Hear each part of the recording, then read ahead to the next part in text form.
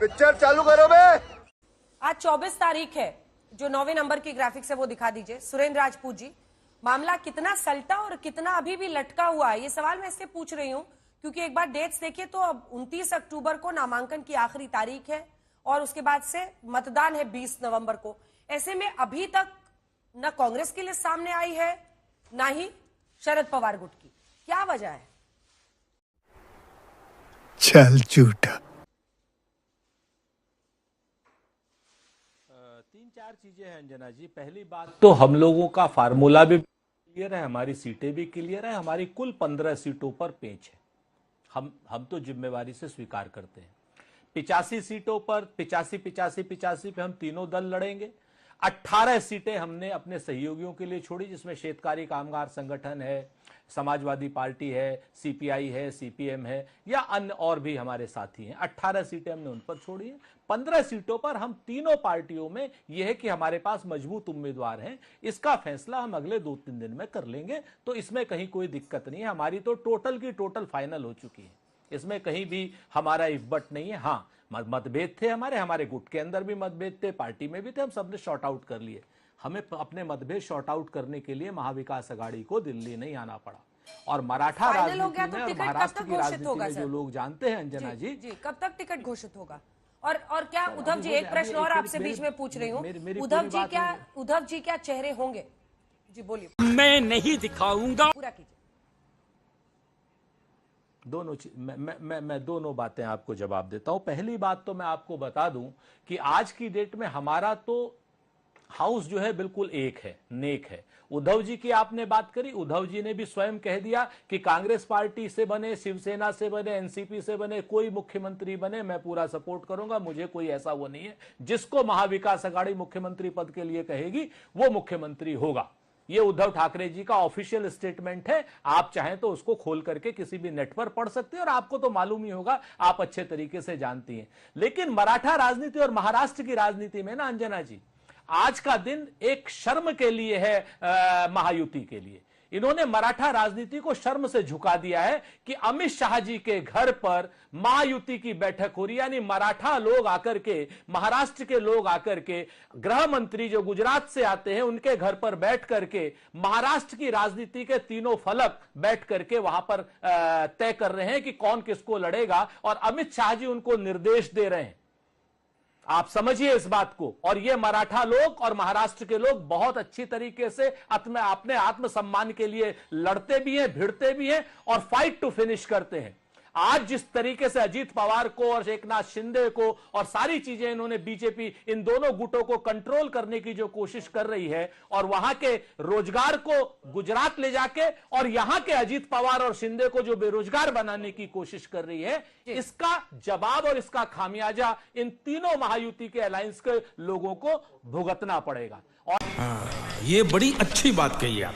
और आपकी जो बात है ना, आपने कहा कि हमारी सीट के कैंडिडेट ऑलरेडी जो हैं लगातार क्षेत्र में हैं और उसमें हम क्या नाम अपने लोगों को हम ग्रीन सिग्नल दे चुके हैं। लिस्ट हमारी आ जाएगी। वो कहते हैं ना कि कुछ लोग थे जो वक्त के सांचे में ढल गए, या अजीत शाह टाइप, अमित शाह जी और अजीत पवार टाइप के लोग हैं कि कुछ लोग थे जो वक्त के सांचे में ढल गए और कुछ लोग थे जो वक्त के सांचे बदल गए। महाराष्ट्र अनैतिक सरकार से छुटकारा पाने जा रहा है और अजय आलोक जी जितनी बातें कर रहे थे उन सारी बातों का जवाब तो अमित शाह के यहां मीटिंग में दे दिया। महाराष्ट्र की बेइज्जती अब और नहीं चलेगी। ठीक है, लेकिन मुझे क्रेडिट नहीं चाहिए। आप महाराष्ट्र की बेइज्जती का एंगल इसको देना चाह रहे हैं, लेकिन फिर इस नियम से तो 10 जनपद पर देश के किसी राज्य के नेता की बैठक नहीं होनी चाहिए। मतलब ये कौन सा तुक हुआ कि अगर जो पार्टी लीडरशिप है उसके साथ चर्चा हो रही है, मैं बताता हूं। तो ये गुजरात और महाराष्ट्र, ये सुरेंद्र जी कैसे बात हो गई? आप यूपी में हैं, महाराष्ट्र की बात करने के लिए आए हुए हैं। मैं अभी बताता है भाई, अभी बताता है, अभी किया ना, अभी बताता है। मैं बताता हूं, वो भी जवाब देता हूं। यहां पर कांग्रेस पार्टी के जो कैंडिडेट्स हैं, कांग्रेस की जो प्रदेश अध्यक्ष हैं, वो 10 जनपद आएंगे, हमारे एआईसीसी में आएंगे, सब जगह आएंगे। लेकिन महाविकास अघाड़ी जो 3 दलों का गठबंधन है, जिसमें दिल्ली से सिर्फ और सिर्फ कांग्रेस पार्टी है और 2 पार्टियां हमारी शिवसेना और एनसीपी महाराष्ट्र की पार्टी, हमारा वहां पर गठबंधन हो रहा है। हमारा दिल्ली में ये तीनों पार्टियां नहीं आती हैं कांग्रेस के दरवाजे पर एक साथ। ऐसे व्यक्तिगत मिलेंगे अपनी जगह, लेकिन सीट शेयरिंग के लिए नहीं आते हैं। लेकिन महायुति में क्या हो रहा है कि धमका करके बुलाया जा रहा है, एकनाथ शिंदे को धमका करके बुलाया जा रहा है, अजीत पवार को, और धमका करके यह कहा जा रहा है आपको कि आपको इंस्ट्रक्शन है। भारतीय जनता पार्टी, अमित शाह यानी गुजरात वाले लोग महाराष्ट्र के लोगों को धमका के कंट्रोल कर रहे हैं। ये कंट्रोलिंग नहीं चलेगी। करवाली बेइज्जती। तो आपको यूपी याद दिला दे रहे हैं, जहां खत्म, खटाखट खत्म। यूपी याद दिला रहे हैं जहां पर आपने समर्पण कर दिया, सरेंडर कर दिया समाजवादी पार्टी के सामने 9 सीटों पर। ये आपको लगता है, हाँ ये आपको लगता है। वो कहते हैं ना कि तीर खाने की हवस है तो जिगर पैदा कर। अजय भाई, तीर खाने की हवस है तो जिगर पैदा कर, और सरफरोशी की तमन्ना है तो सर पैदा कर। आप लोग पहली चीज तो अजय भाई के साथ समस्या में, अजय भाई के डिक्शन पे कोई, अरे भाई 2 मिनट, अब मैं आपके बीच में नहीं बोला ना। तो अगर आपके साथ प्रॉब्लम है, आप अंग्रेजी स्कूल में भी संस्कृत से पढ़े हैं, मुझे नहीं पता, लेकिन सामंजस्य से बोला जाता है। सामंजस्य जो कर रहे हैं आप हिंदी चैनल पर मत कीजिए। एक बात मैं आपको बता देता हूं कि उत्तर प्रदेश से महाराष्ट्र का क्या लेना देना है, पहली बात। और दूसरी बात, हां हमने किया है। क्यों? इसलिए किया है कि आपकी आतताई सरकार को हटाना है। हम तो सहमत हैं, हम तो मानते हैं कि हमने 9 की 9 सीटें समाजवादी पार्टी को दी हैं, एक बड़े उद्देश्य के लिए दी हैं। लेकिन आपको तो इतना तक नहीं कि अगर उद्धव ठाकरे जी अकेले आ रहे हैं, आपको अकेले तो 1000 बार नरेंद्र मोदी जी के यहां सब लोग आ चुके हैं। हम तो बहुत स्पष्ट कहते हैं कि गुजरात महाराष्ट्र को कंट्रोल नहीं करेगा, और भारतीय जनता पार्टी और गुजरात के लोग जो अजीत पवार को, सुशील क्या नाम, एकनाथ शिंदे को दिल्ली बुला रहे हैं, और दिल्ली बुला करके बीजेपी जो कंट्रोल कर रही है, इसका जवाब आपको मराठा का जनमानस देगा। आप इस चीज को याद रखिए। आप हमारे ऊपर कुछ भी आरोप लगा सकते हैं, लेकिन यह आरोप नहीं लगा सकते कि महाविकास अघाड़ी की कोई पूर्ण बैठक टिकटों के लिए, बागियों के लिए, दागियों के लिए कोई हमने दिल्ली में करी हो। हमारी बैठक वहीं थी, वहीं है और वहीं रहेगी, और वहीं से टिकटों का बंटवारा होगा। और आपके जो संदेश जा रहा है ना दिल्ली से, और अमित शाह जो कंट्रोल कर रहे हैं, भरोसा रखिए मेरी बात का कि मुंबई भी जवाब देगा और रेस्ट ऑफ मराठवाड़ा भी जवाब देगा। अरे बाप रे, ये तो धोती खोल रहा है जी। अभी पारी बैटिंग ओपन करने का इंतजार कर रहे हैं, विजन रखे। लेकिन सुरेन जी देश को वो कह रहे हैं, देखिए महाराष्ट्र से बैठ के कह रहे हैं देश को बांटिए मत, ऐसे गुजरात वाले और महाराष्ट्र वाले को झुका रहे हैं, ये वो देश को बांट रहे हैं आप। ये झूठ है, झूठ है, झूठ है। सुरेन जी, अच्छा, तो मैं आपको अंजना जी जिम्मेवारी से कहता हूं कि सारे के सारे महाराष्ट्र के उद्योग धंधे, सेमीकंडक्टर की यूनिट, सारे के सारे क्या नाम डायमंड का व्यापार महाराष्ट्र से छीन करके गुजरात क्यों ले गए अमित शाह जी? क्यों ले गए? क्या महाराष्ट्र पे क्या महाराष्ट्र में लोग नहीं है? आप एक बात, और दूसरी बात, कृष्णा हेगड़े जी को शर्म नहीं आती है? महाराष्ट्र की जो बात हम कर रहे हैं, कृष्णा हेगड़े जी को शर्म नहीं आ रही है? चलिए कम से कम आप दुबे जी को स्क्रीन पर तो दिखा रहे हैं। और कृष्णा हेगड़े जी को जी, आप बल्ला पकड़ के रखिएगा, तुरंत आ रही हूं। कृष्णा हेगड़े जी को शर्म नहीं आ रही है कि कृष्णा हेगड़े जी को शर्म नहीं आ रही कि उनके क्षेत्र, उनके नेता को, मुख्यमंत्री को, पदेन मुख्यमंत्री को आज जो है क्या नाम एक गृह मंत्री जी जो है दिल्ली बुला करके डांट रहे हैं, कहते हैं कि किसी बागी को लेना मत। ठीक है दुबे जी, मोर्चा संभालिए। बहुत सारे आरोप लग रहे हैं, जब मुख्यमंत्री थे उद्धव ठाकरे उस वक्त पर भी वो कंपेयर करने की बात कर रहे हैं, और यहां भी तो मामला भी फंसा हुआ है सर।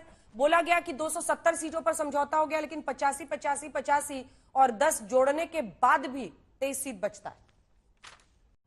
नहीं सारुण के यहाँ कुछ तो गड़बड़ है, जरूर कोई ना कोई गड़बड़। अंजना जी नमस्ते। देखिए हम तो वो योद्धा हैं जिसका षड्यंत्र करके अस्त्र शस्त्र सब चुरा लिया गया है, फिर भी हम युद्ध के मैदान में डटे हुए हैं ना, क्योंकि हम तो एक ही लाइन जानते हैं कि युद्ध नहीं जिनके जीवन में वो तो बड़े अभागे होंगे, या तो प्रण को तोड़ा होगा या तो रण से भागे होंगे।